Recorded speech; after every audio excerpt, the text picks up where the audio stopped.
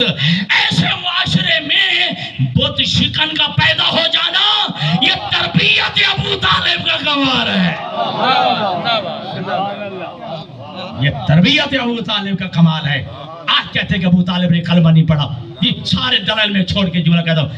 جی ابو طالب دنیا سے جا رہے تھے, اللہ کے نبی نے کان میں کہا. سنتے رہتے ہو شاید جی آپ نے بھی یہ جملہ سنا, ایسے کرتے ہیں نا کہ اللہ کے نبی نے کان میں کہا چچا ابو طالب کلمہ پڑھ لو. بھئی کان میں بات کیوں کی جاتی ہے؟ کوئی سن نہ سکے, یہ خفیہ رکھنی ہو اسے کان میں کہا جاتا ہے.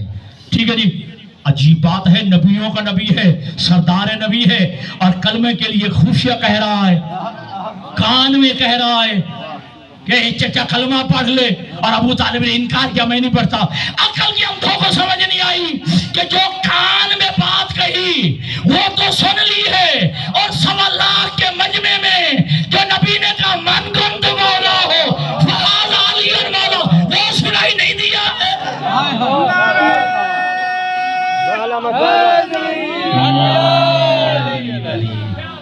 دعا ہے کہ خدا بند متعال ہمیں ولایت علی پہ ثابت قدمی عطا فرمائے. وآخر دعوانا الحمدللہ رب العالمین.